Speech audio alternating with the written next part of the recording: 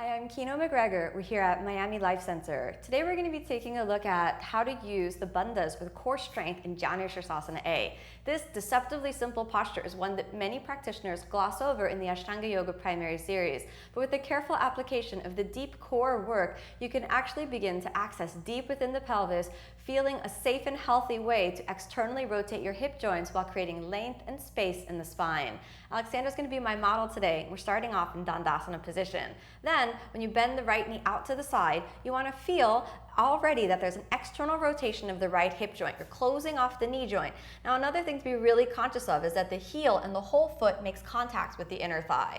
After you have that firmly established, you reach forward and hold on either to your foot or to your wrist if you're flexible enough. Now, here's where the work of the posture really begins. You don't want to fold forward right away. You want to rotate the hip joint back and down while sucking the low belly in. So it's really that spaciousness that you want to feel. Now, you want to keep the hip rotating back and down, and as you exhale, you reach the spine forward and away. So you're really working in two opposing directions, back and down with the hip joint and forward and away with the spine. The only way this is possible is if you're constantly keeping the low belly sucked into the body. So you always want to have a spaciousness, as though there's a hand that could at any moment come in and press into your low belly. This backward movement of the lower stomach is called Uddiyana Bandha, and this is what actually lifts the pelvis when you jump back and through. It will support the pelvis, giving freedom to externally rotate the right hip joint. After 5 breaths on the right side, we inhale, we lift the spine, and this is where you carefully use the bandhas. You would normally jump back and through, but just for today, let's just go ahead and do the left side. So we straighten the right leg.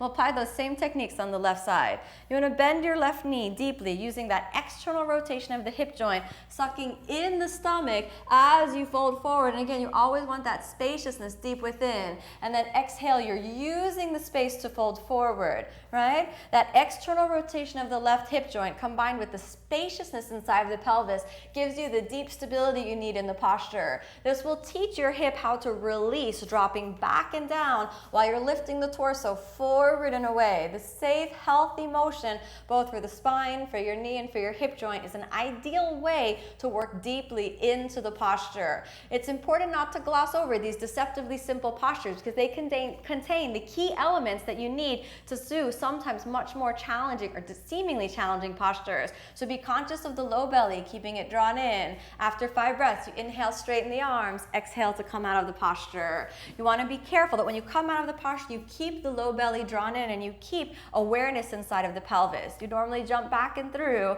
So whenever you're doing the Janu Sirsasana sequence, remember to feel that external rotation that just increases as you go from A to B and ultimately to C. I'm Kino MacGregor, and these are some tips for how to use and apply your bandhas in Janu Sirsasana A.